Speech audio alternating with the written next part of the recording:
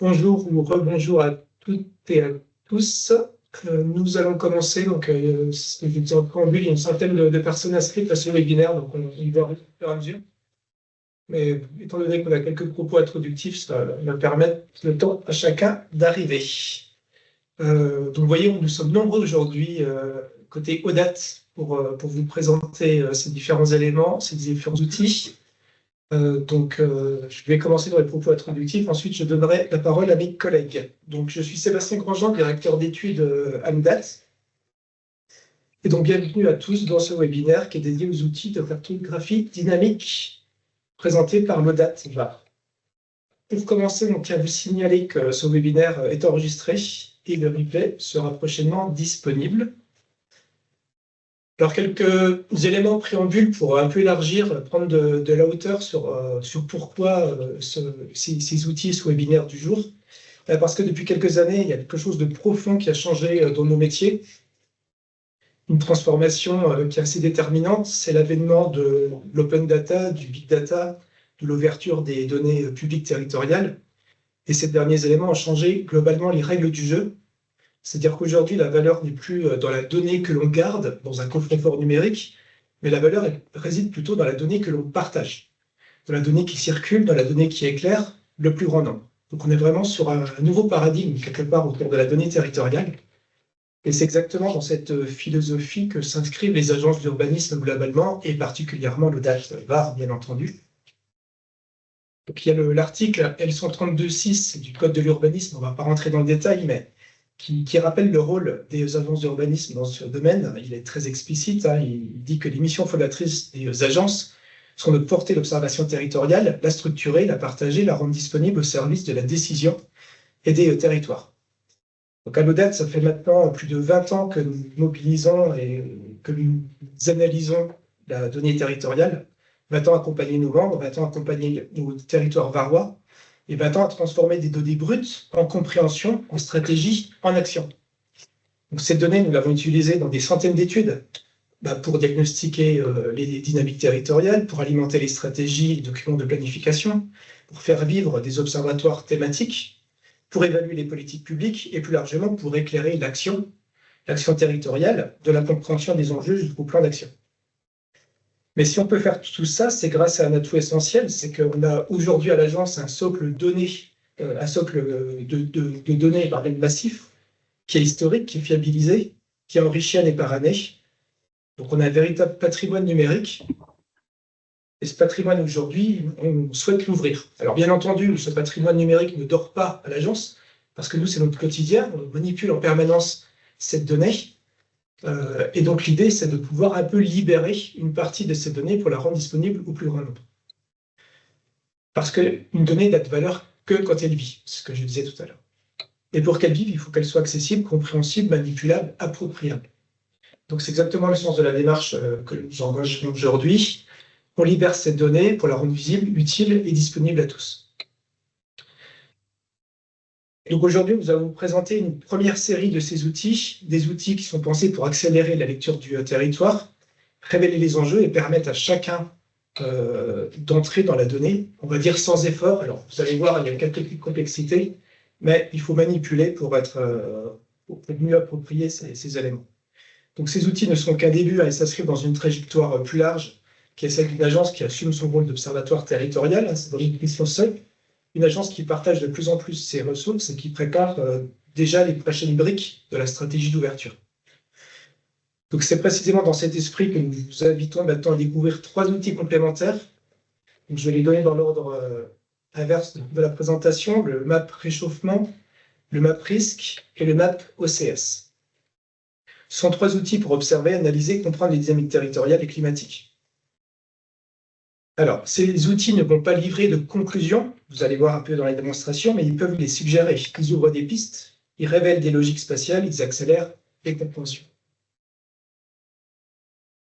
Alors, vous allez voir, dans ce webinaire, nous allons passer d'un écran à un autre, un écran support avec des slides et une démonstration en direct sur un navigateur. Ce qui va vous permettre, quelque part, un peu dans une logique de formation, de voir un petit peu comment ces outils peuvent être manipulés en direct. Donc là, je suis sur le site de l'ODAT VAR, qui est audat.org. Et petite nouveauté du jour, ça y est, les liens ont été activés. Dans la rubrique date.audat.var, vous avez accès à différents outils numériques de data visualisation et de cartographie. Pour les habitués de l'agence, pour les membres de l'agence, vous connaissez déjà ces entrées. Et nous avons rajouté un onglet qui est outils de cartographie dynamique. Et c'est à partir de cette page que nous allons vous faire aujourd'hui les démonstrations. Donc, parmi les outils de cartographie dynamique, il y a 3 nouveaux outils qui viennent de faire leur apparition. Ils sont en consultation libre, en libre accès, en open data, à tous. Et ensuite, pour les membres de l'agence et pour les habitués, je dirais, vous retrouverez d'autres outils qui sont un peu plus confidentiels, sur des données parfois un peu moins grand public, un peu moins communicantes, qui sont également disponibles, mais l'accès est restreint sur code d'accès. Donc, avant de rentrer dans l'outil, je vais laisser la parole à ma collègue Alexandra, qui va vous présenter les premiers enjeux de OCS, parce que MAP OCS est un acronyme. Et donc, j'ai envie de dire, Alexandra, OCS, qu'est-ce que c'est? Merci Sébastien. Bonjour à tous. Alexandra Philippe, chargée d'études d'occupation du sol à l'agence urbanisme. Donc, pour ma part, nous allons commencer avec l'outil LISMAP OCS, qui s'inscrit dans le cadre d'une mise en œuvre de trajectoire de sobriété foncière, notamment axe 2 du Fonds vert, avec un plan d'action autour d'outils et de méthodes d'analyse partagée de l'occupation du sol sous forme de publications, rapports d'analyse et atlas web carto. Alors, pour ce volet, nous interviendrons à 2 voix. Moi-même sur une partie introductive du pourquoi de cet outil, sa conception et son contenu, suivi de l'intervention de Kevin, qui s'est chargé de la réalisation technique du produit et qui vous en fera une démonstration juste après mon intervention. Donc, un point de départ et surtout un bref rappel contextuel de l'arrivée de l'OCFGE. Donc, l'OCFGE est parti de... même initié depuis 2013, a pris tout un autre virage avec l'arrivée de la loi climat et de l'objectif ZAN. Donc, la loi climat qui vise une trajectoire de réduction progressive de la consommation d'espace agricole, naturel et forestier en 2 étapes et selon 2 notions coexistantes. D'abord, une division par 2 de la consommation foncière en première étape jusqu'en 2031 et une atteinte à l'objectif ZAN à l'horizon 2050 avec, pour cette dernière, un choix du ministère de la Transition écologique de s'appuyer sur la base OCSGE initiée par l'IGN. Donc, à partir de ce jalon, nous avons fait un atelier de découverte de cette donnée le 13 mars 2024.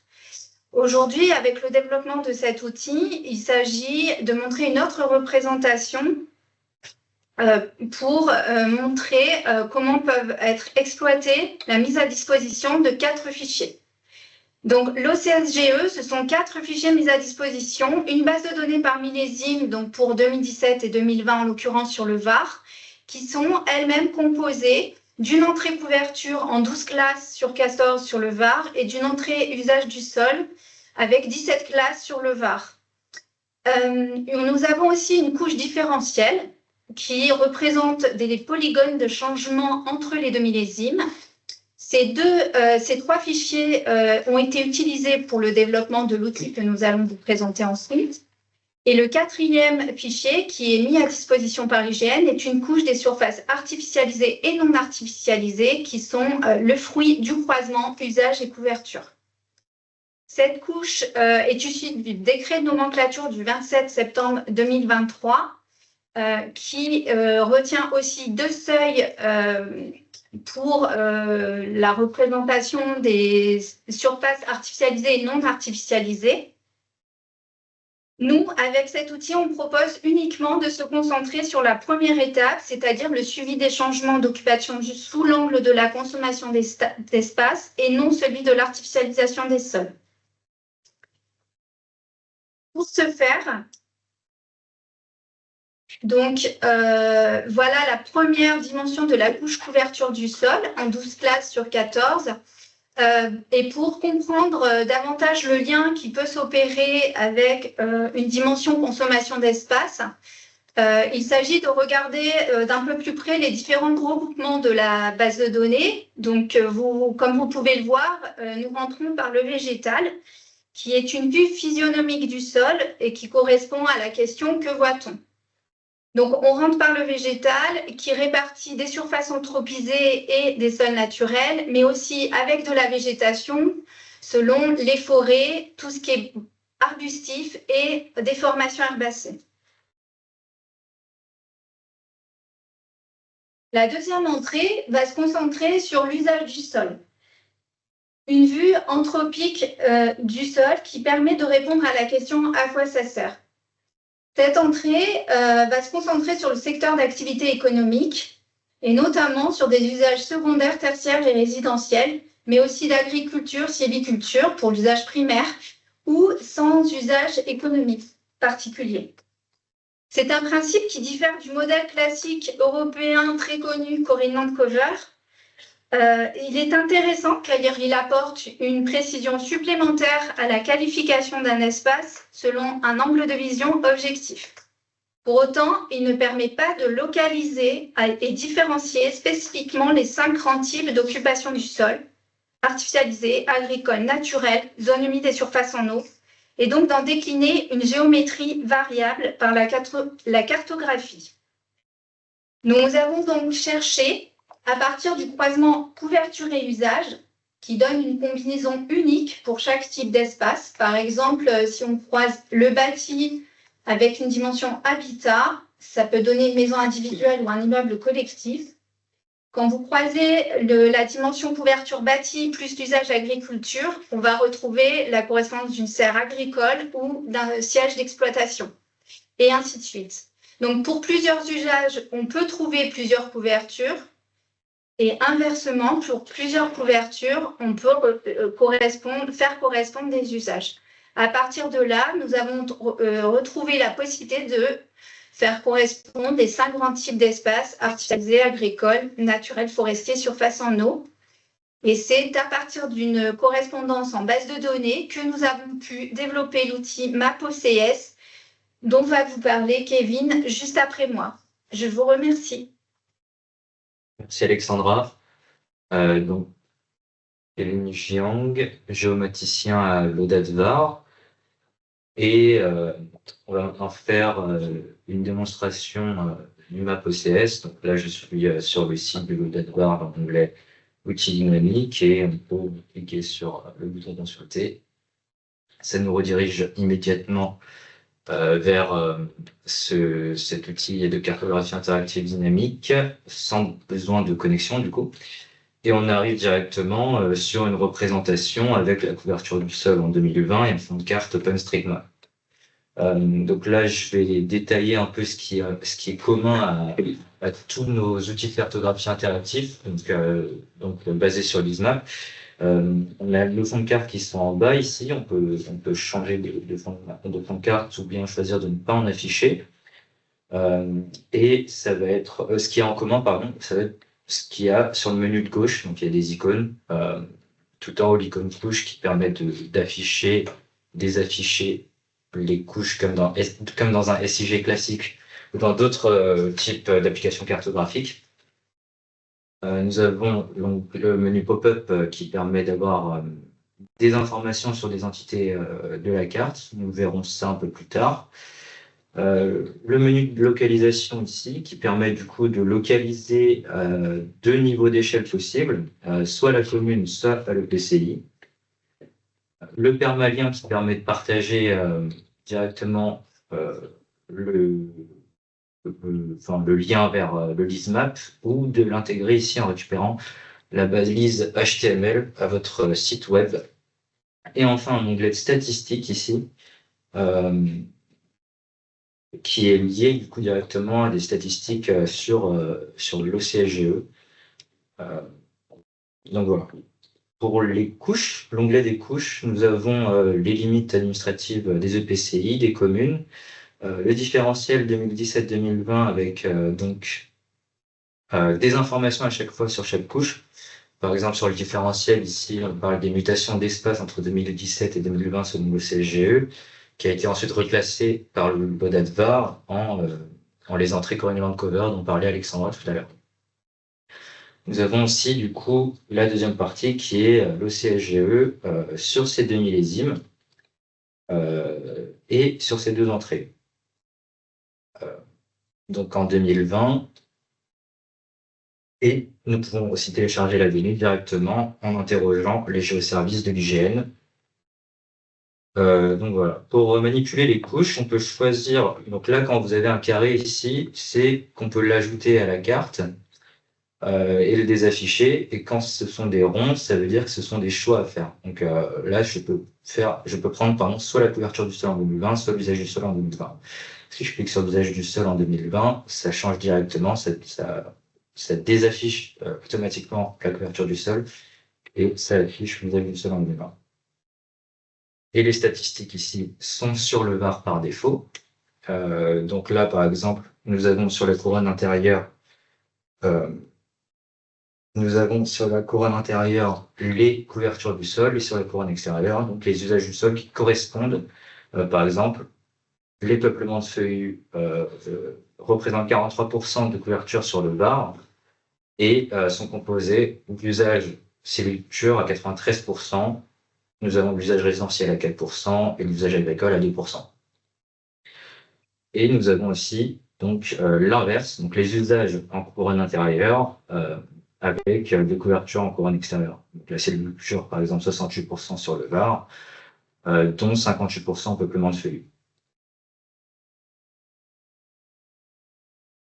Donc maintenant, on peut zoomer par exemple sur une intercommunalité, sur la province verte, admettons, et ce qu'on remarque, c'est que les statistiques ici changent directement. Maintenant, on passe directement sur les statistiques de l'interco. Donc on a 47% de peuplement de feuillus, par exemple, sur la province verte, dont 93% de sylviculture. C'est en cliquant sur l'objet du cercle intérieur qu'on arrive à avoir le détail de celui-ci. On peut également du coup zoomer sur une commune. Je vais prendre l'exemple de Brignoles par exemple, pour introduire du coup notre couche de différentiel entre 2017 et 2020. Donc à petite échelle, on est sur une représentation ponctuelle pour permettre de voir où sont localisés les changements principaux. Et lorsqu'on zoome, qu'on se met à grande échelle, on a le détail sur les périmètres. En cliquant du coup sur les entités, on a automatiquement l'onglet pop-up qui s'affiche. Et donc sur ce polygone, on a par exemple en 2017 des peuplements de feuillus en sylviculture qui sont devenus en 2020 des formations herbacées à usage résidentiel. Pour vérifier cela, on peut par exemple choisir de représenter l'ortho 2017 et désafficher pardon, le CSGE. On voit bien que c'est un peuplement de feuillus. Si on change l'ortho pour la mettre en 2020, on voit bien que c'est devenu de la pelouse, donc formation herbacée.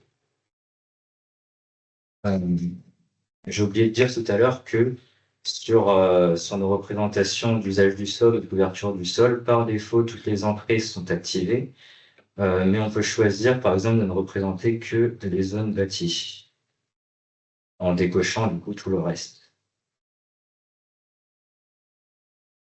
Et si j'enlève le différentiel et que je ne mets pas de fin de carte, que je dézoome sur le bar, on a du coup un peu le bâti sur le bar. Voilà. Bon, aussi les statistiques pardon, en rapport avec le différentiel. Donc là, ici, c'est toujours selon notre classification Corinne Cover. avec nos gains, nos pertes d'espace naturel et les flux en détail du coup, toujours selon la localisation que l'on a choisie. Donc là, en cliquant ici là sur la double flèche, j'ai rafraîchi pour avoir les statistiques sur le Var et je peux revenir sur Brigneux par exemple. Et là, on a tous nos chiffres qui vont s'actualiser. Par exemple, on a 37 hectares d'espaces urbanisés qui ont été ajoutés entre 2017 et 2020, ce qui correspond du coup à de la perte d'espaces naturels agricoles forestiers. Et on a 14 hectares d'espaces agricoles qui ont été ajoutés, ce qui correspond à de la reconquête agricole. Et donc ici, on a les flux en détail sur ce tableau. On voit qu'on a 7,29 hectares d'espaces agricoles qui sont devenus urbanisés en 2020, par exemple. Voilà. Merci Kevin. Alors, un élément important que j'ai oublié de préciser dans les propos introductifs, c'est que nous vous présentons en 3 séquences, donc les 3 outils. Et évidemment, entre chacune des présentations, vous avez la parole. L'objectif de ce webinaire, c'est qu'il soit interactif. On est là à votre disposition, donc n'hésitez pas. Et vu qu'on est nombreux, donc n'hésitez pas à nous poser des questions, que ce soit sur le fond, sur la forme, sur les outils présentés. Vous avez la parole. Je ne sais pas si dans le chat, il y a déjà eu des questions, mais pareil, n'hésitez pas à poser des questions dans le chat. Et juste avant de vous donner la parole, sur cette démonstration de cet outil, bien rappeler qu'on est parti d'une base de données qui est livrée aujourd'hui par l'IGN à l'échelle de l'ensemble des départements de France. C'est du work in progress, c'est-à-dire c'est du travail en continu. Là, c'est un premier outil qu'on vient de libérer aujourd'hui. Cette donnée, tous les 3 ans, on a des nouveaux millésimes qui arrivent. Nous, à l'agence, on va un peu performer les indicateurs. Dans ces outils, on va vous présenter des bases de données et livrer des bases de données, on va dire brutes entre guillemets, mais également vous présenter des indicateurs à partir de ces bases ou des croisements d'indicateurs. Donc on a déjà vu là, à partir d'une seule donnée, une seule base de données qui est l'occupation des sols, on vous propose déjà des indicateurs croisés et on aura une dimension supérieure, notamment dans le map risque et le map réchauffement qui viendront après, qui sont vraiment des outils un peu spécifiques, enfin, qui sont spécifiques dans le sens où il y a des indicateurs propres de nos dates, on va dire, qui nous sont présentés. Je me tais. Donc avant de donner la parole au suivant, si quelqu'un veut lever la main ou s'il y a des questions du chat. On a déjà 2 questions dans le chat. Je ne sais pas si les personnes veulent prendre la parole. Il y a Hervé Thébault. Oui. Vous m'entendez? Très bien. Vous m'entendez? Oui. Oui. Deux choses, effectivement. Je me demandais quelle est la résolution de la carte de végétation et à quel rythme ça va être mis à jour. Bon, c'est plus par rapport à la deuxième partie qui est sur les risques. On voit que, par exemple, le SDIS a fourni une carte d'aléa de risque incendie avec des cartes de végétation au pixel à 30 mètres, ce qui est très précis. Par contre, les données datent de 10 ans. Donc, demander est-ce qu'on a une idée du rythme de remise à jour de ces cartes. Et de la même manière, effectivement, c'est très bien d'avoir 2017-2020, ça fait par 2 points, on peut faire passer une droite dans le temps, mais ça ne donne pas vraiment l'évolution temporelle et à quelle date sera disponible la prochaine mouture. La mouture suivante plutôt. Merci. Merci pour vos questions. Et donc, Alexandra va répondre à certaines. Sur le sujet des données SDIS, peut-être qu'on répondra dans la deuxième partie. Alors, pour tout vous dire, c'est des sujets qu'on a évoqués hier entre collègues, notamment sur les sujets que vous avez soulevés. Je voulais juste intervenir sur un petit point, mais je pense qu'Alexandra complétera mieux que moi. Là, on vous a présenté une donnée nationale qui est l'occupation des sols grande échelle de l'IGN. Mais à l'échelle du Var, on a aussi la chance d'avoir des territoires, on va dire, assez dynamiques autour de ces données, de l'intérêt autour de ces données d'occupation des sols, où de nombreux EPCI sont dotés également de ce qu'on appelle des MOS, des données de mode d'occupation des sols qu'une entrée différente qui sont, on va dire, plus précis sur certains postes et surtout sur des temporalités plus longues avec effectivement une historicité plus large. L'avantage de ces données nationales, c'est qu'elle va s'enrichir au fur et à mesure du temps. Donc là, on a 2 millésimes. Bientôt, on aura le 2023, on aura le 2026, etc. Donc, rendez-vous dans 10 ans, quelque part, pour cette donnée propre à l'OCS sur sa qualité. Alexandra, tu voulais compléter? Bah oui, alors juste pour répondre à votre question, donc on est sur un pas de temps de 3 ans, puisque toutes les bases d'occupation du sol de l'IGN qui rentrent dans le cadre du référentiel à grande échelle ont un pas de temps de 3 ans. Le premier millésime pour le Var, donc c'est 2017, et ainsi de suite, donc on va être sur 2020, 2023, 2026. Au niveau des unités minimales de cartographie, ce qu'il faut savoir, c'est qu'avec l'IGN, on a 2 seuils. On va avoir le seuil large qui est celui du 2500 m² à peu près pour l'ensemble des espaces, notamment la couverture. On a un deuxième seuil qui peut être un peu plus fin pour une zone qui s'appelle la zone construite et qui prend en compte certaines catégories de la base de données. Donc là, pour mieux comprendre, vous pouvez tout à fait rentrer en contact avec nous afin que je puisse vous montrer ce périmètre de zone construite si besoin. Et pour compléter, juste effectivement, donc on est sur une base de données en construction. Ce sont vraiment les 2 premiers millésimes qu'on a sur le Var. On a été choisi comme territoire pilote. Et aujourd'hui, on cherche à enrichir cette donnée qui est très sommaire avec justement toutes les cartographies de modes d'occupation de sols locaux qui, eux, sont établis au service des SCOT notamment et qui sont beaucoup plus précis et avec des légendes plus ou moins variées, synthétiques, détaillées, mais emboîtées. Les SCOT, les schémas de cohérence territoriale. Pour être très clair, moi je suis élu à la transition écologique et à l'urbanisme, et donc la mandature, elle a commencé en 2020. Bon, donc je ne saurais rien de l'évolution au cours de la mandature. Voilà.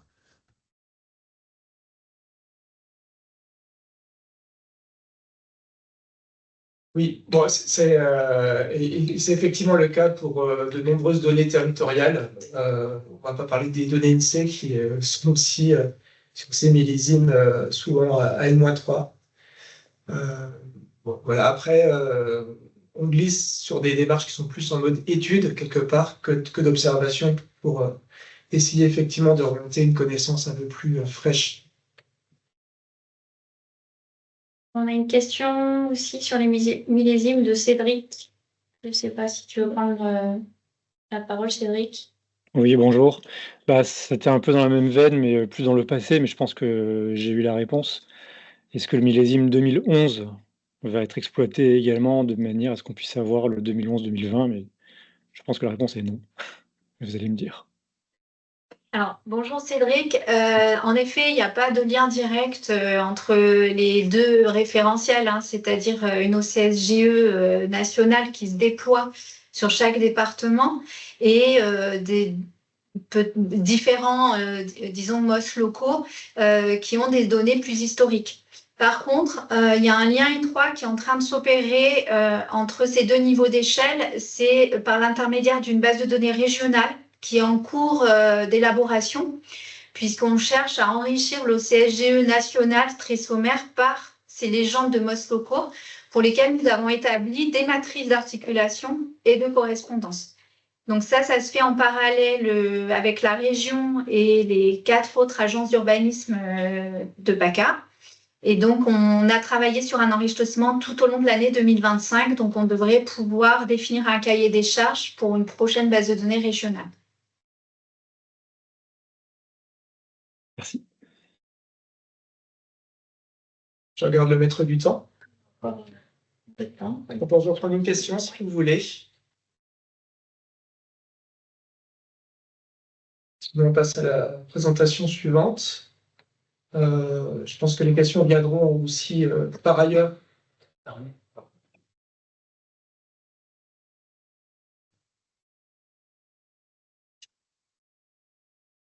Alors, on se passe l'ordinateur de collègue en collègue. Permet de ses respirations, chacune des présentations. On enchaîne. Et donc, bonjour à tous, Nicolas Vasilina. Moi, je suis chargé d'études planification et transition écologique à l'ODAT également.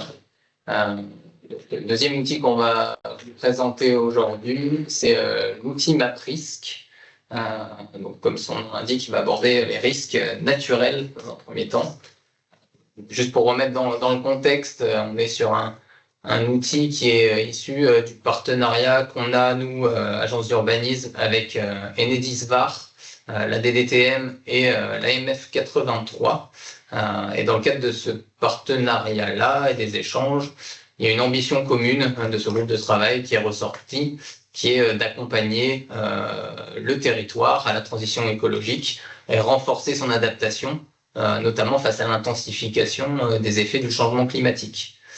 Donc ce constat partagé entre nous dans le cadre du groupe de travail, c'est qu'on a aujourd'hui, encore une fois, une foultitude de données qui existent sur les risques naturels.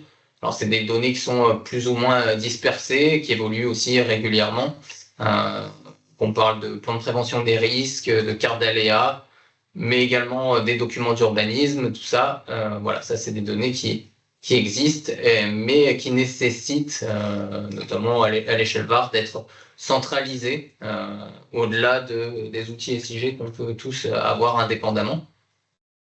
Donc, dans cette nécessité de centraliser ces informations, l'idée c'est d'avoir un outil dynamique, évolutif et facilement appropriable en fait par chacun, hein, puisque l'idée c'est que ce soit alors un outil que nous on met en œuvre, mais qui soit à votre disposition et que vous puissiez vous l'approprier. Et c'est un outil qui sera aussi mis à jour régulièrement et qui évoluera en fonction avec les besoins du territoire. Donc en synthèse, on est sur un outil qui permettra d'identifier les risques du territoire varois, de localiser les différentes vulnérabilités aussi, on le verra un petit peu après, et tout ça avec un objectif in fine qui sera d'anticiper les impacts du changement climatique autant que possible.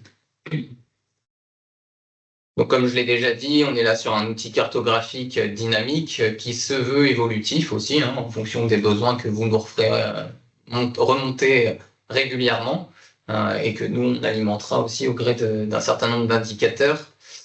Aujourd'hui, l'outil permet de centraliser les données en matière de risque à l'échelle départementale. Donc, encore une fois, pour l'instant, c'est cantonné au risque naturel, ce qui se fait aussi à l'image de la plateforme nationale Géorisque. Sauf que là, on est à l'échelle varoise et l'idée, c'est bien aussi d'en faciliter l'accès, d'être sur un outil qui soit facilement manipulable.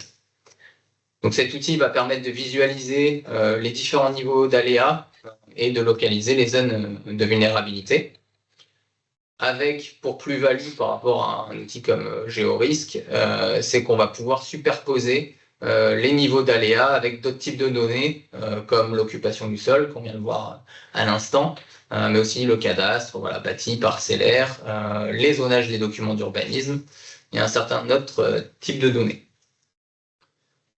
Autre possibilité, on l'a vu, c'est aussi un outil statistique, comme pour le MapOCS. On a la possibilité d'intégrer des graphiques, chose qu'on a déjà fait également, qui vont permettre d'identifier et d'estimer les impacts sur les biens et les infrastructures, et à terme, d'envisager aussi l'impact sur les populations.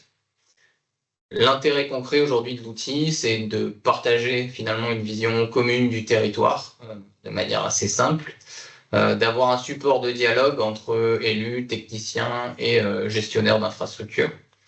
C'est un appui opérationnel, notamment pour la planification urbaine, parce que c'est souvent, on a le cas, qu'on soit en bureau d'études ou ici à l'agence, de se poser la question, mince, mais ce site, est-ce qu'il n'est pas confronté à certains risques naturels? Ben voilà, avec cet outil-là, aujourd'hui, ça va être facile. On clique, on va sur le site de l'ODAT et puis finalement, on peut aller voir très rapidement à quels risques sont confrontés les parcelles. On verra, on peut descendre jusqu'à l'échelle parcellaire, c'est l'intérêt. Voilà.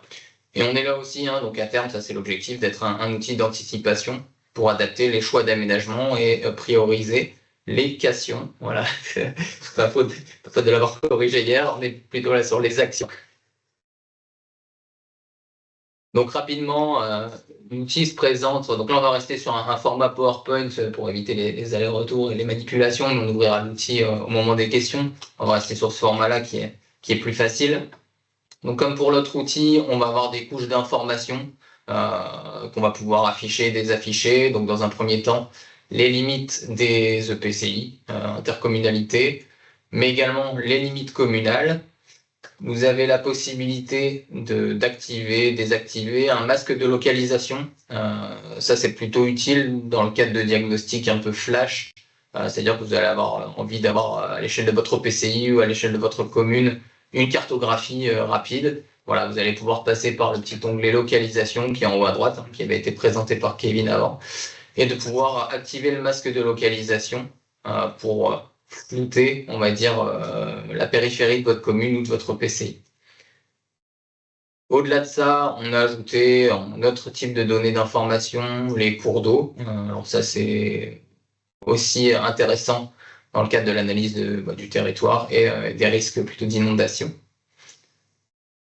Ensuite, et c'est aussi pour ça qu'avait été construit l'outil, on a intégré des données en lien avec les infrastructures, en bâtiments, parcelles, les tronçons routiers, mais également le réseau de distribution d'RTE et d'Enedis.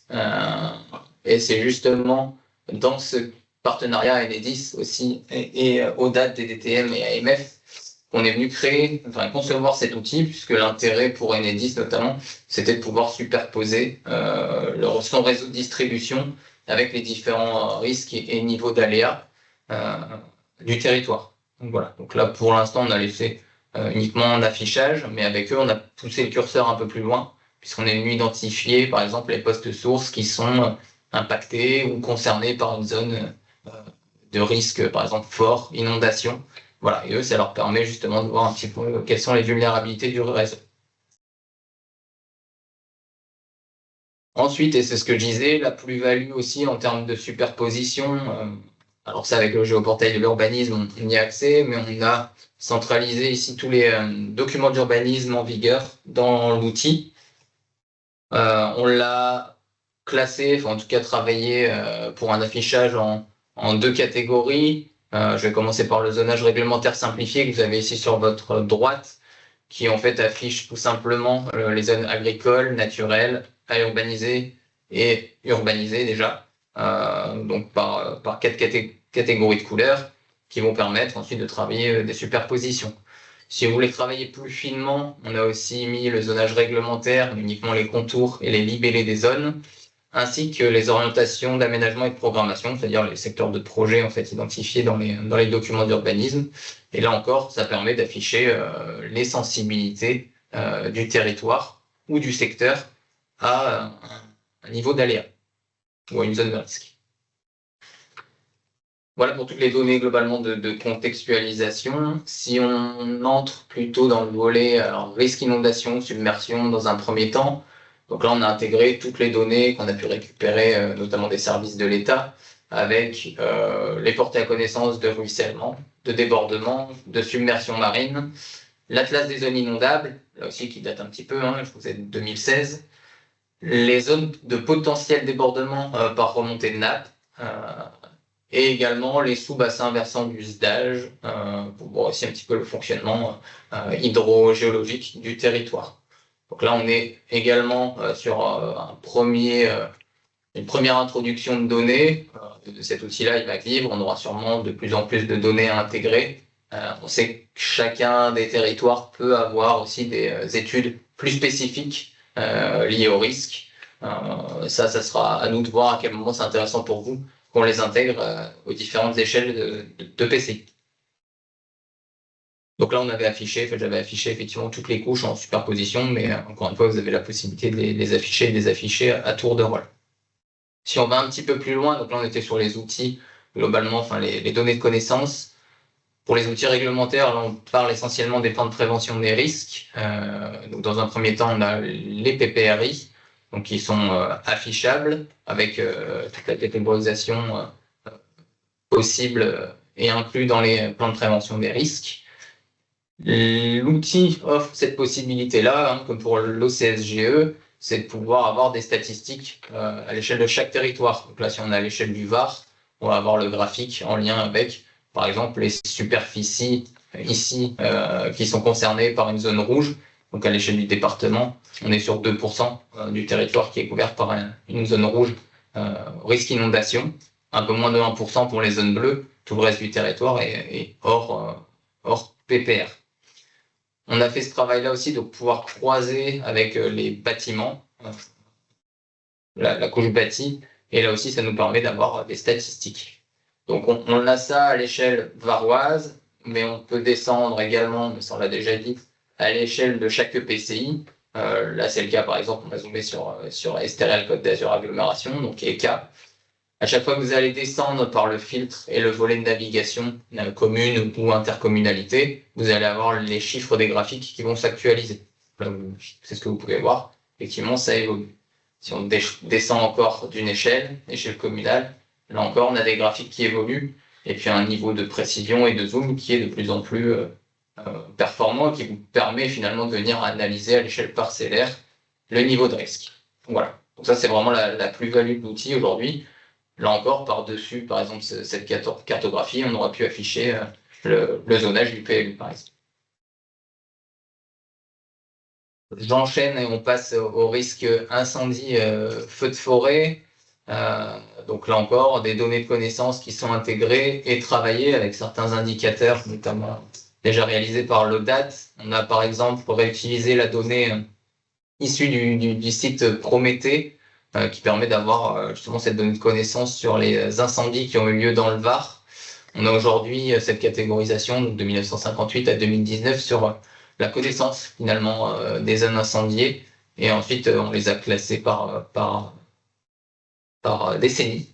Voilà, donc on a cette information-là qui peut être intéressante, tout comme la récurrence des feux de forêt, voilà, savoir combien de fois un territoire a pu être impacté par un incendie. Donc aujourd'hui, ça va de 1 à 6 en gradient. On voit bien qu'on a certaines zones, notamment plus on se rapproche de l'Estérel, qui ont été concernées un certain nombre de fois par les incendies. On a intégré la couche, alors brute, telle qu'on l'a récupérée aujourd'hui, des OLD, des zones d'obligation légale de débroussaillement. Et cette couche-là, on est en train de la retravailler aussi en interne sur la base de l'arrêté, effectivement, pour venir affiner un petit peu plus ces secteurs de débroussaillement. Là encore, et plus récemment, donc on a récupéré les cartes d'aléas feux de forêt, qui sont pour la plupart sorties en 2024, et qui couvrent quasi l'intégralité du département, à l'exclusivité de certaines communes qui sont couvertes par des PPRIF. Et là encore, comme pour les inondations, vous avez un graphique qui va être dynamique et qui va permettre de connaître les répartitions de surface par commune, par EPCI ou à l'échelle du Var, comme ici, des zones d'aléas qui sont concernées donc par les niveaux d'aléas sur le territoire. Et comme je le disais, donc les PPRIF, donc données qui est incluse également dans l'outil et qui permet aussi, là aussi de venir analyser statistiquement pour chaque territoire. De la même façon, on a intégré les risques de mouvement de terrain, notamment l'aléa retrait-gonflement des argiles, là que vous pouvez voir ici sur la cartographie, ainsi que les PPRMT, donc plan de prévention des risques et mouvements de terrain avec les zones bleues et zones rouges de chaque territoire. Donc voilà pour les risques. On est allé un petit peu plus loin aussi en intégrant, là encore, pour l'intérêt de pouvoir superposer les documents d'urbanisme avec l'occupation du sol, ou voir justement le lien entre occupation du sol et risque naturel. On a intégré les données qui ont été présentées un petit peu avant sur l'occupation du sol à grande échelle, et également les surfaces artificialisées qui permettent de faire le lien avec la présentation qui va être faite juste après, puisque l'artificialisation des sols entraîne une surchauffe particulière de certains secteurs, notamment dès qu'ils sont artificialisés. Et une donnée qui va vous être présentée juste après, c'est les températures de surface qui ont été. C'est une donnée qui a été créée par l'ODAT interne. Voilà pour ma présentation. On va peut-être passer du coup sur l'outil. On va repartir de la page internet de l'ODAT pour que vous puissiez voir comment est-ce qu'on se connecte à cet outil. Voilà, donc on est à nouveau sur l'onglet Date VAR. Outil cartographie dynamique. Et on vient sur MapRisk. Consulter. Donc le temps que l'outil se charge et que Nicolas montre quelques fonctionnalités de l'outil, on vous écoute hein, si vous avez des questions, des remarques. N'hésitez pas à prendre la parole, à vous connecter, à allumer vos caméras.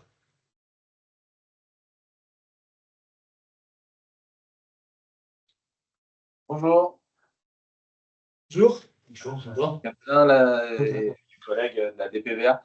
Je peux vous poser juste une petite question là. On a vu que sur la MapRisk, il y a la spécification sur les différents secteurs de PLU. Est-ce qu'il est sur le map au SolGE, enfin au CS, pardon. On n'y est pas, mais par contre, on peut l'ajouter assez facilement. Oui, voilà, parce que c'est vrai que sur un traitement de consommation d'espace, comment évoluent les zones U à, c'est intéressant aussi de pouvoir les comparer. J'ai vu qu'il était sur MapRisk, je me dis ce serait bien que ce soit sur MapRisk. Ouais, je me le note, on va l'ajouter le plus rapidement possible. Merci.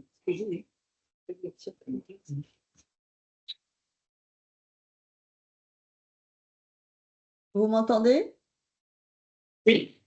Oui, bonjour, c'est Blandine Mathieu, ville de Toulon.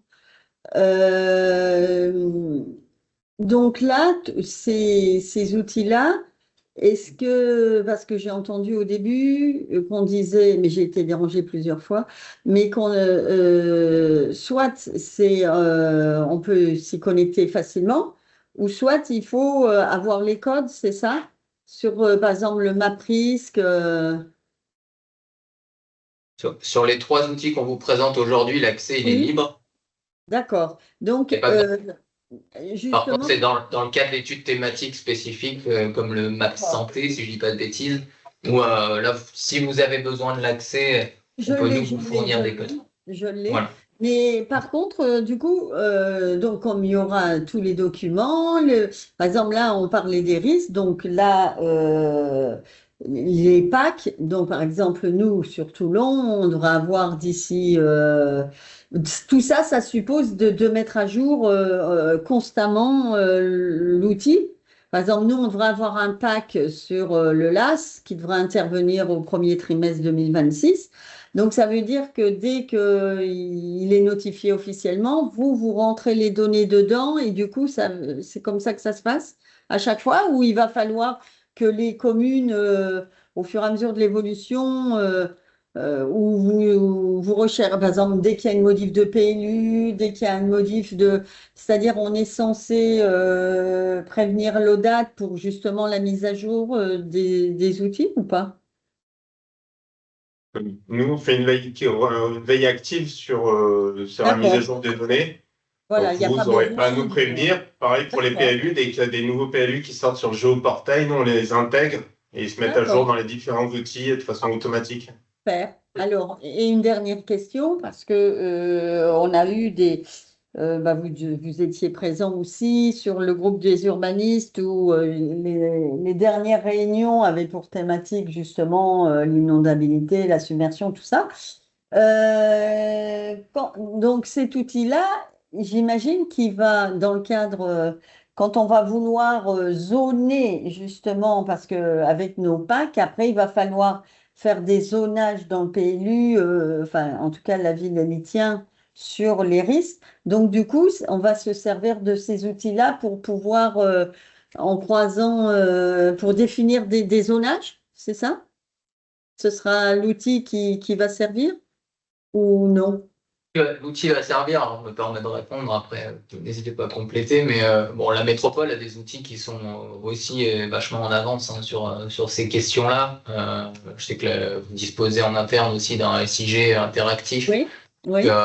Nous, on va avoir globalement les mêmes données. Vous voyez, en termes de simplicité d'accès, vous allez avoir un certain nombre de choses. Les données, on les a. Le SIG, par exemple, les données d'inondabilité, donc on les a. Mais après, pour créer un zonage, dans le PLU, il y a d'autres réflexions. Et du coup, votre outil, je pense, enfin, je suis pas sûre qu'on ait cet outil-là.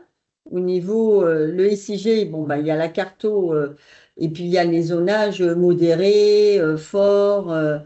Mais est-ce que, du coup, pour créer un zonage PLU, est-ce que, voilà, je me posais la question, si ça allait, parce que comment vous travaillez aussi directement aussi en lien avec la métropole, est-ce que ça va être, Nous, c'est un outil d'aide, Alors, plus là, davantage sur de l'affichage que pour de la construction d'un zonage de PLU en particulier, puisque l'ODAT travaille très peu à l'échelle du PLU. Après, on accompagne la métropole sur la préfiguration du PLUI. Donc, ces données-là, nous, en interne, comme chez vous, en fait, on les utilise pour la construction du zonage, ça, c'est sûr. Je vois que Cécile lève la main. On va donner la parole à Cécile, peut-être qu'il veut compléter. Attends, je n'entends pas, Cécile, pour l'instant. Tu as ton micro qui est. Oui, bonjour tout le monde, bonjour Blondine. En fait, là, les outils ne sont, mais c'est pas, je veux pas dévaloriser tout ce qu'ils sont, parce qu'ils sont une agrégation. Leur valeur ajoutée, c'est l'agrégation et la mise à jour continue. Ensuite, les collectivités locales ou ceux qui vont les utiliser vont en faire l'usage qu'elles souhaitent. Donc effectivement, dans le cadre de la fabrication des PLU, pour aller identifier quels sont les secteurs soumis à risque et quel type de risque, ça peut être un outil intéressant d'utiliser, mais pas que, parce qu'effectivement, il peut y en avoir d'autres. Mais en aucun cas, l'outil ne vaut choix d'aménagement ou de développement territorial. Ce n'est que de la compilation de données d'open data. Alors, peut-être effectivement loupé l'introduction. Et nous, ce sur quoi on a porté notre attention et qui est très important pour nous, c'est que ce soit facile d'utilisation, en fait, voilà, pour l'usager.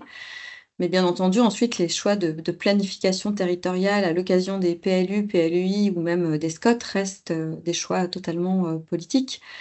Voilà. Donc, la ville de Toulon fera ce qu'elle souhaite de cet outil-là. C'est que de la compilation de connaissances, voilà.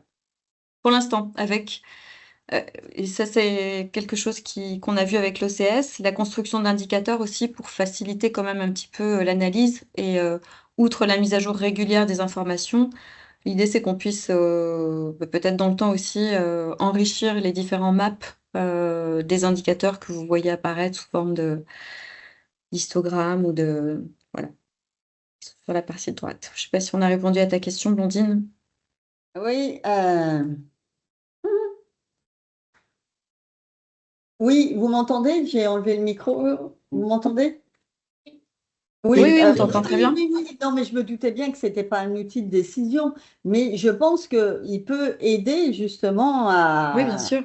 à l'analyse, quoi, parce que le fait d'avoir beaucoup de croisements de données, voilà, bien sûr que c'est les collectivités qui. Mais je trouve que ça peut. Voilà, c'est intéressant, quoi. Oui, bah merci. Voilà. Merci pour la réponse. Je vais répondre un petit peu à côté, mais je peux citer un exemple dans le cadre de l'étude foncière qu'on a réalisée dans le cadre du PLH, pardon, du programme local de l'habitat de la métropole, et aussi sur d'autres territoires. On a mis en place ce genre d'outils à disposition des communes, et les communes sont venues. Donc, par contre, c'était un outil qui était modifiable, on va dire, aussi, qui n'était pas que de la consultation. Et les communes, quelque part, pouvaient jouer avec le gisement foncier et pouvaient ajouter ou supprimer des parcelles, des polygones, etc. Donc, ce type d'outil peut être aussi, alors, ce n'est pas un outil de projet en soi, ou ce n'est pas lui qui va dessiner, mais ça peut être aussi un média intéressant pour créer un dialogue, quelque part, entre techniciens et élus à l'échelle des territoires.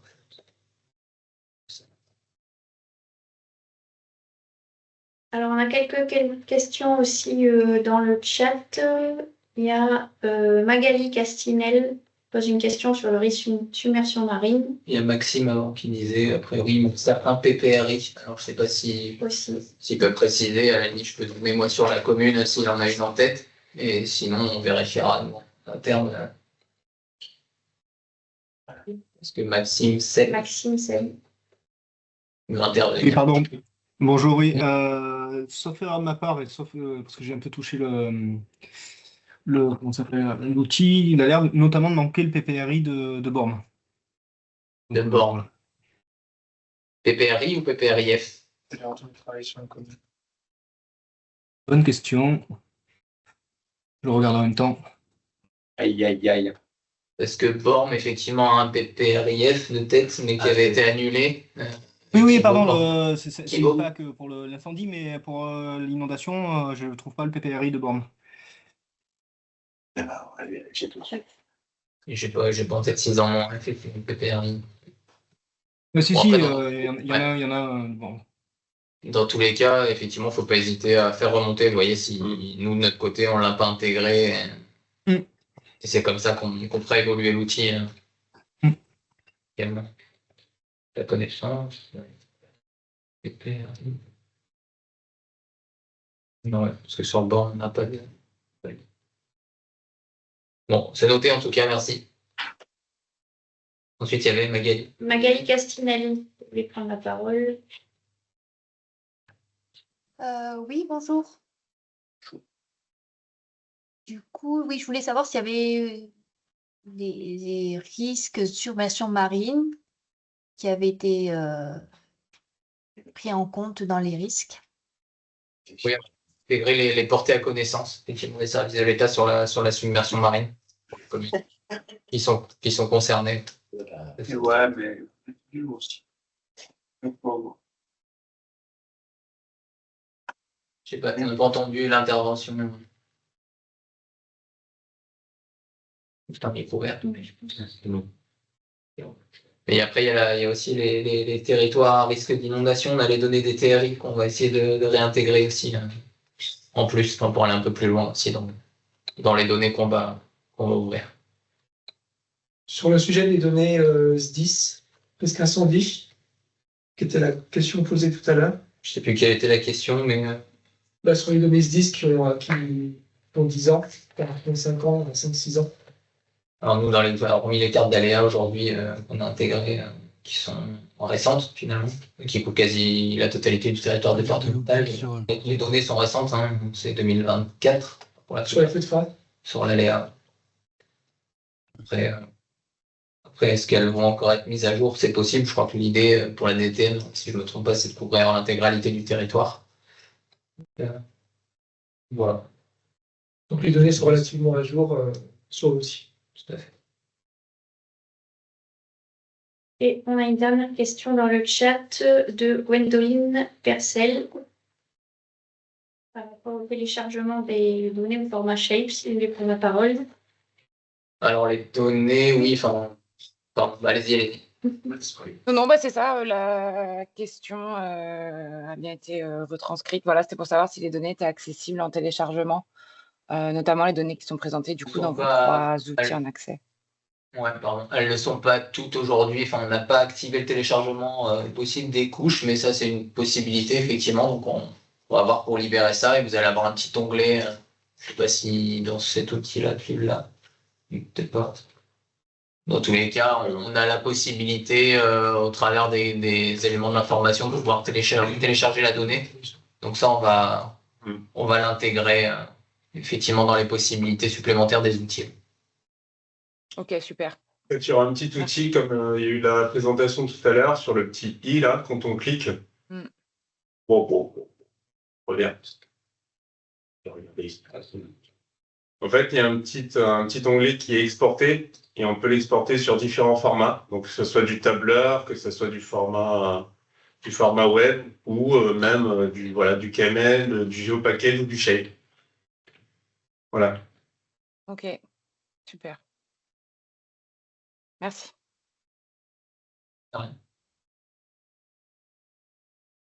On termine avec la dernière séquence, qui est le map réchauffement. Donc c'est le 3e onglet sur le site de l'agence. Donc on est Sébastien qui va se présenter, est déjà rentré dans l'outil. Et donc on t'écoute.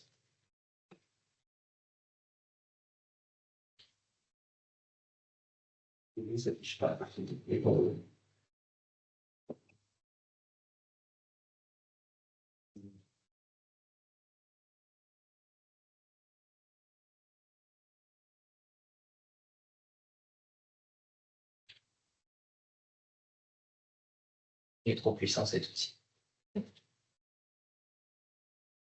Les aléas du direct. Il y a peut-être 3 nœuds connectés sur les outils.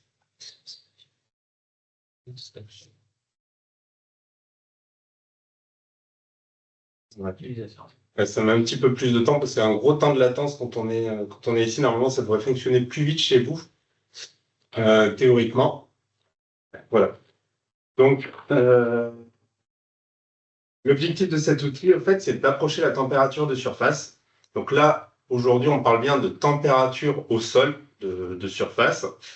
On ne parle pas d'îlot de chaleur au sens îlot de chaleur urbain, où là, il y a des notions de bâti, de densité de bâti, de cœur d'îlot qui rentrent en ligne de compte. On calcule avec des images satellites la température sur des pixels de 30 mètres sur 30 mètres, la température brute au sol à une date donnée. La genèse de la donnée, en fait, est étroitement liée à la mise en place du Map Santé, qui a été créé via un partenariat avec l'ARS. Donc, l'outil a déjà été présenté à plusieurs reprises et a pour but d'approcher l'urbanisme par le prisme de la santé. Et au fait, à l'époque, nous voulions repérer les publics sensibles et voir quelle était leur exposition par rapport aux zones de surchauffe.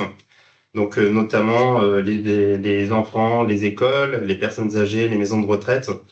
On a tous en tête un petit peu tous les différents épisodes de canicule qui ont été relativement meurtriers il y a pas si longtemps. Donc, l'agence a créé cette donnée de A à Z.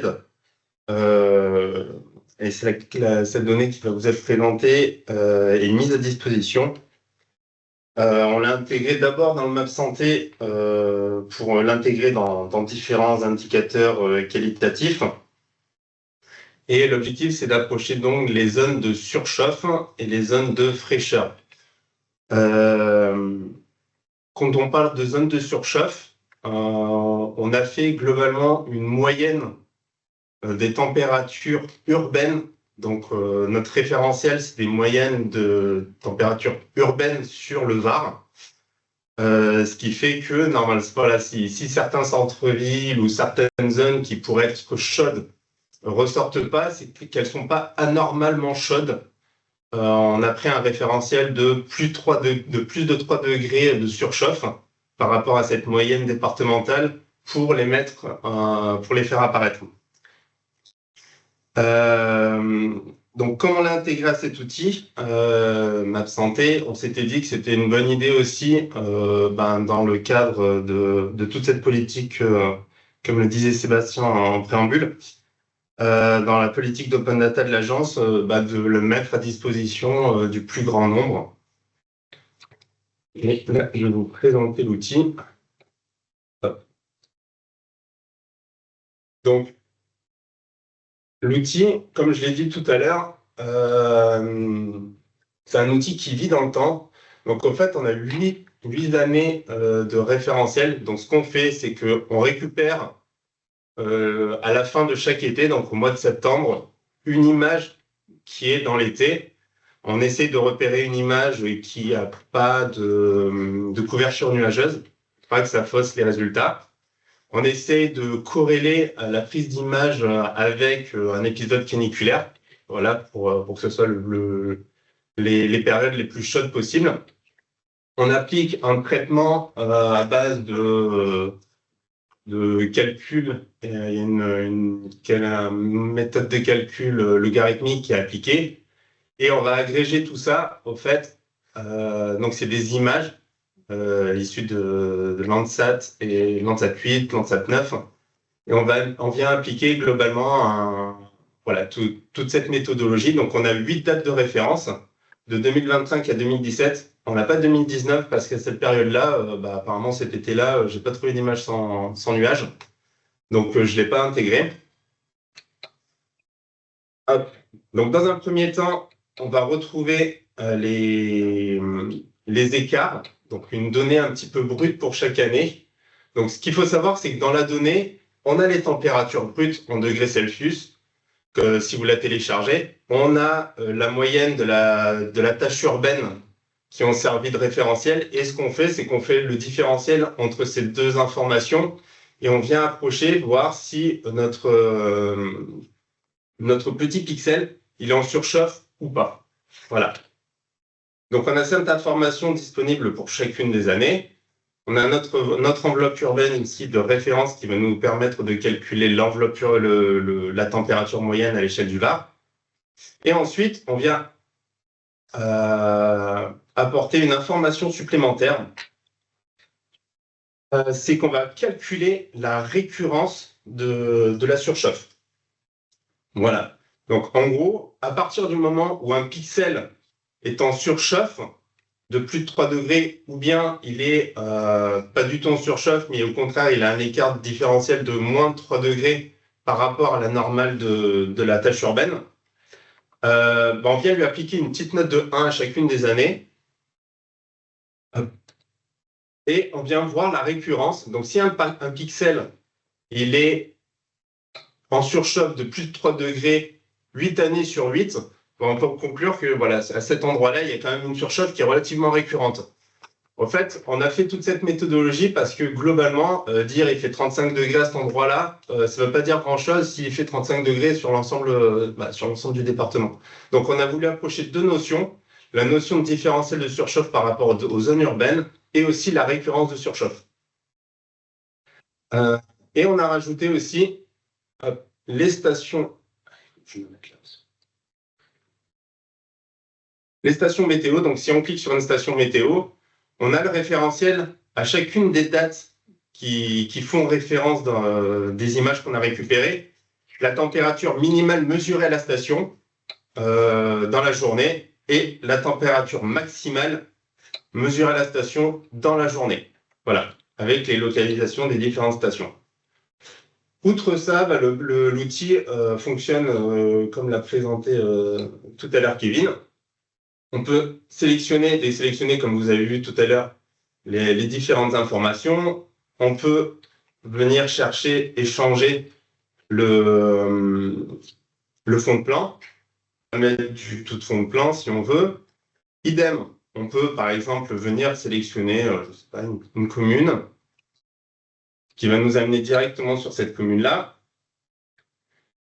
À l'image de tout à l'heure, on a aussi des informations un petit peu qualitatives de visualisation d'informations, où on a la température moyenne sur la commune, l'écart moyen, les évolutions avec les différentes dates disponibles, donc les évolutions de température brute, les évolutions d'écart de température, et on l'a couplé aussi également avec les usages du sol qui vous ont été présentés tout à l'heure. Voilà. Alors, il y a une note aussi, donc là, il y a une note méthodologique qui est associée, qu'on peut consulter directement sur le site et qui vous donne des informations sur la méthodologie qui a été appliquée. Tout ce que je viens de vous expliquer et également les métadonnées. Donc, comme vous pouvez télécharger, comme je l'ai dit tout à l'heure, la donnée. Et là, il y a toutes les informations qui sont reliées sur ce que vous allez télécharger.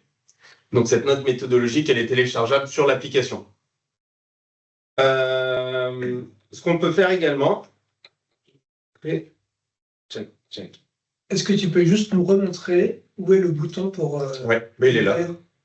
Le téléchargement? Mais il est là. La note méthode. La note méthodologie. Alors, le bouton est ici. Là, il y a un petit onglet note méthodologique. Et pour avoir accès au téléchargement, sur ces deux couches-là, il y a un petit i. Quand on clique sur le petit i, en fait, on a des informations sur la couche, des informations qualitatives. Ce qu'on peut faire, c'est appliquer des transparences aussi, par exemple. Alors ça, on ne l'a pas montré sur les autres, mais ça fonctionne sur tous les listes. Voilà. Sur certains. Sur la plupart. On peut appliquer une transparence, si on veut. Voilà. Et là, on peut télécharger la donnée dessus. Ce qu'on peut faire aussi, avec cet outil-là, c'est qu'on peut imprimer, par exemple, sur une zone. Si j'ai envie d'imprimer une carte, on peut mettre un titre. On peut mettre le titre que vous voulez. Voilà, zone prise au hasard. Là. Et là, la carte sera disponible en téléchargement directement. Ça génère un PDF. Voilà, ça vous génère une petite, je crois que c'est pas un PDF, c'est un PNG, je crois. C'est un PDF. Ouais, ben là, c'est un PDF. Donc, ça vous génère un PDF. Et puis, vous pouvez, voilà, si vous jouez avec la transparence, les couches que vous voulez voir affichées, voilà, vous pouvez imprimer ce que vous voulez. Donc, on est sur des fonctionnalités quand même assez limitées sur ces exports, parce que c'est pas non plus l'objectif de l'outil, c'est pas non plus un SIG, il n'est pas là pour remplacer des SIG en tant que tel que vous pourriez avoir, mais c'est un petit peu une démonstration pour donner à voir de la capacité quand même dans les fonctionnalités de base de ces outils. Et une fois de plus, je dirais qu'on les fait vivre, hein, donc ces fonctionnalités évoluent aussi au fur et à mesure du temps. Exactement. Donc là, à la fin de l'été 2026, il y aura une nouvelle date qui va être ajoutée, qui sera à nouveau rajoutée dans l'outil. Les notations, l'indice de surchauffe va augmenter, la bande supérieure va augmenter à 9 alors qu'elle est de 8 aujourd'hui. Voilà, ça sera mis à disposition et à jour, et c'est un élément qui vit chaque année. On ajoutera éventuellement de la data vise en plus. Voilà. Espérant, on va croiser les doigts pour qu'il n'y ait pas de nuages. Sur ces démonstrations qu'on a pu faire là, sur ces 3 outils, je ne vais pas rentrer dans la technique, mais à l'agence, pour rejoindre les propos introductifs que j'ai pu avoir, chacune de ces données en fait sont mises ensemble dans une base de données unique. Et quelque part, elles sont interopérables. Alors, il y a la théorie, après il y a la pratique. Il faut réussir à rendre intelligibles, interopérables des données qui seront liées évidemment dans leur maille de base et dans leur logique. Mais sachez en tout cas que ces possibilités d'évolution, d'extraction, de croisement sont, je ne vais pas dire infinies, mais sont en tout cas multiples. Et c'est pour ça qu'on a quand même fait le choix de dissocier ces différentes données dans différents outils pour ne pas non plus mettre à disposition d'emblée un méta-outil qui viendrait y intégrer toute la data de l'agence, parce qu'il deviendrait pour le coup plus du tout intelligible si on mélangeait trop les différents éléments.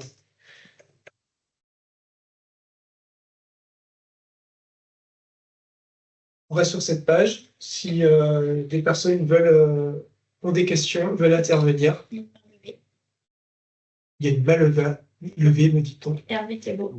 Oui, Hervé Thébault, bossé. Alors, pendant la présentation, je sais que c'est pas bien, mais j'ai ouvert l'outil. Et en fait, sur le bossé, donc la partie statistique, donc les camemberts s'ouvrent bien, mais sur la carte, je vois rien. Est-ce que c'est pas encore actif ou j'ai changé de navigateur, ça n'a rien changé. Théoriquement, c'est actif pour toutes les communes. J'ai bien, par exemple, j'ai affiché le risque incendie feu de forêt. J'ai bien la carte d'aléa, enfin les camemberts. Pardon? Sur le MAPRISC ou sur le... Oui. Ah, MAPRISC. MAPRISC, ouais. J'ai bien les camemberts avec les aléas feux de forêt, le nombre de bâtiments, En fait, de votre connexion aussi, en fait, le projet est relativement lourd. Bah là, ça fait un quart d'heure quand même. Hein, donc,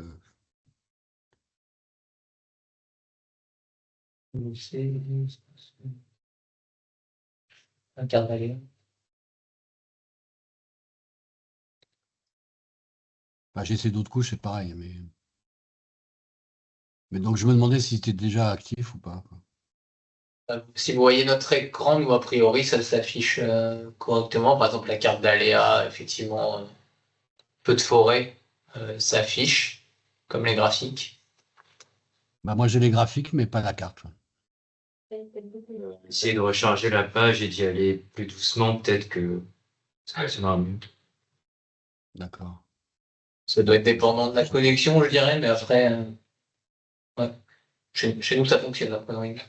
Ça peut l'air d'être le logiciel même qui... Ok, bon, bah, j'en essayerai. N'hésitez pas à faire remonter. De toute façon, les problématiques, nous, on fera ce qui est en notre possible.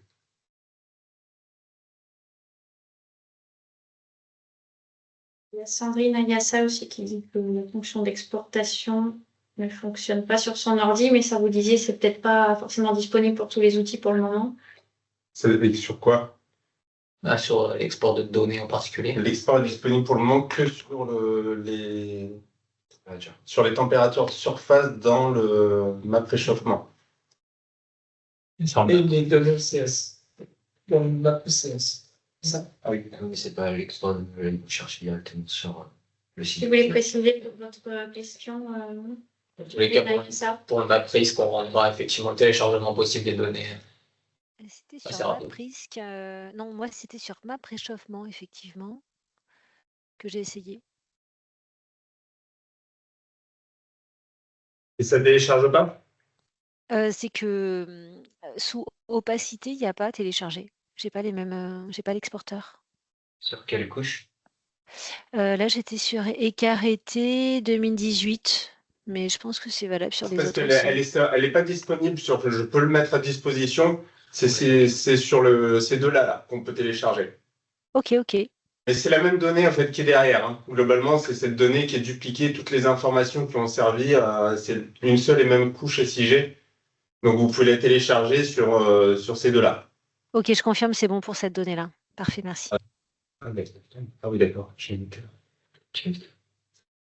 c'est sûr. Alors, toutes les questions que vous posez, ou pour ceux qui posent des questions, elles sont censées, hein, il ne faut pas hésiter. Ça permet justement aux autres et à nous-mêmes de voir aussi ce qui ne fonctionne pas, et à vous d'apprendre un petit peu les fonctionnalités des outils. on a encore quelques minutes s'il reste des questions.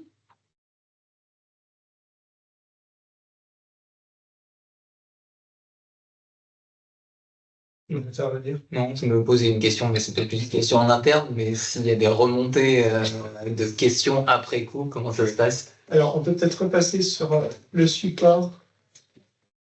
Des informations compliquées ou justement des couches qu'on voudrait avoir passées d'un outil à l'autre. Donc, merci pour la transition, Nicolas. On laisse afficher là les coordonnées des 4 intervenants qui étaient à mes côtés. Donc peut-être, je vais préciser, mais Alexandra sur les données OCS et les modes d'occupation des sols, pour ceux qui ne la connaissent pas. Nicolas pour l'entrée MapRisk, en charge expert des questions environnementales à l'agence, et Kevin et Sébastien, qui sont les 2 développeurs, biomaticiens, gestionnaires des bases de données, responsables de la data à l'agence. Donc voilà leurs coordonnées. Vous retrouvez, ça c'est une copie de notre site internet, donc vous pouvez aussi aller sur le site de l'agence dans l'équipe et vous retrouverez les compétences. On est également sur cette page l'accès aux outils de cartographie, mais comme vous avez vu, c'est assez simple, il suffit d'aller sur le site de l'agence. Et si vous ne retrouvez pas le bon onglet, c'est très bien, ça vous permettra de vous promener, de découvrir aussi toutes les autres facettes de l'agence, notamment sur les publications. Et le replay de ce webinaire sera disponible sur la chaîne YouTube et sur le site de l'agence, j'imagine, Élodie. Exactement. D'ici la fin de la semaine. D'ici la fin de la semaine. Voilà. On peut arrêter là. On peut remercier tout le monde pour votre participation et pour vos questions. Une fois de plus, n'hésitez pas à revenir. L'objectif de ce webinaire, on n'est pas sur la fin de quelque chose, on est au contraire là, sur un début, sur un démarrage, sur une ouverture. Donc, plus la communauté sera grande et présente, et mieux ce sera pour la vie de ces outils. Merci à tous. Merci. Merci, au revoir. Au revoir.